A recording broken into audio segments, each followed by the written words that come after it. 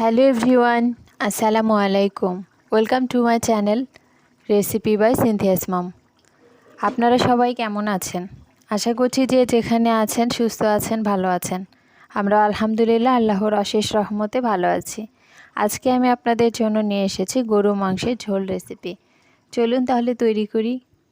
এর জন্য আমি এখানে 1 কেজি পরিমাণ গরু মাংস নিয়েছি। এবার এর মধ্যে 1 কাপ পেঁয়াজ কুচি দিয়ে নিলাম, 3 টুকরা দারচিনি দিয়ে নিলাম, একটা তেজপাতা ছোট ছোট টুকরো করে কেটে নিয়েছি সেটা দিয়ে নিলাম, 3টা সাদা এলাচ দিয়ে নিলাম, 4-5টা লং দিয়ে নিলাম, একটা কালো এলাচ দিয়ে নিলাম, গরম মশলার গুঁড়ো দিয়ে নিলাম 1 চা চামচ, হলুদের গুঁড়ো দিয়ে নিলাম 1 টেবিল চামচ,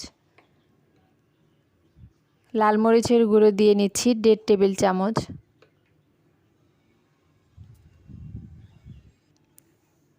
জিরার গুঁড়ো দিয়ে নিলাম 1 টেবিল চামচ, লবণ দিয়ে নিলাম স্বাদ মতো, 8-10টা কালো গোলমরিচ দিয়ে নিলাম,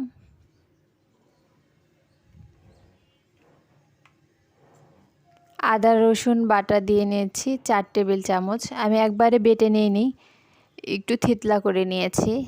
আর পরিমাণ মতো সরিষার তেল দিয়ে নিলাম। এবার ভালো মতো হাত দিয়ে মশলাগুলো মাংসের সাথে মাখিয়ে নেব। এবার এটা 1 ঘন্টার জন্য রেস্টে রেখে দিচ্ছি। চলে যাচ্ছি চুলায় একটা কড়াই বসিয়েছিলাম, তার মধ্যে পরিমাণ মতো সরষের তেল দিয়ে নিয়েছি। আর এর মধ্যে কয়েকটা আলু দিয়ে নিলাম। আলুটা হালকা একটু লবণ হলুদ দিয়ে মাখিয়ে রেখেছিলাম। আমার আলুটা ভেজে নেওয়া হয়ে গেছে, এবার আমি উঠিয়ে নিচ্ছি।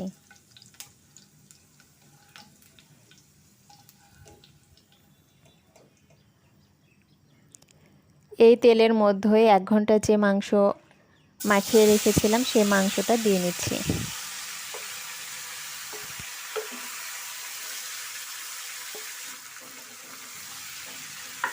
এখানে কোনো পানি ব্যবহার করব না।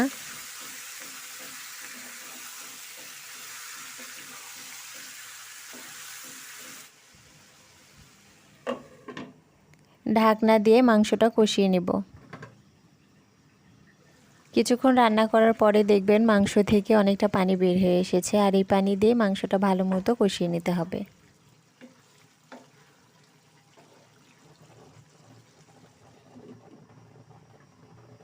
আবার একটু ঢাকনা দিয়ে রান্না করছি মাংসটা কষানো পর্যন্ত।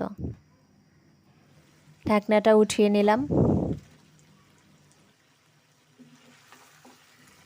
এবার এর মধ্যে আগে থেকে ভেজে রাখা আলুগুলো দিয়ে নেড়ে নিচ্ছি। আলু মাংস ভালো মতো আরেকটু কষিয়ে নিব।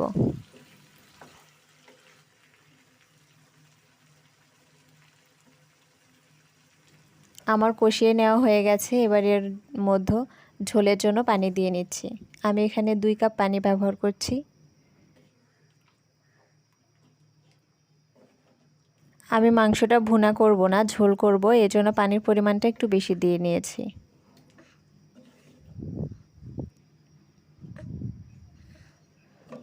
ঢাকনা দিয়ে কিছুক্ষণ রান্না করে নিব। কিছুক্ষণ রান্না করার পরে ঢাকনাটা উঠিয়ে নিয়েছি। এবার এর মধ্যে 1 চা চামচ ভাজা জিরে গুঁড়ো দিয়ে নিলাম।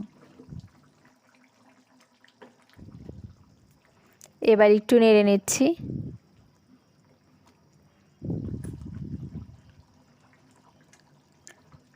পাঁচটা কাঁচামরিচ দিয়ে নিলাম।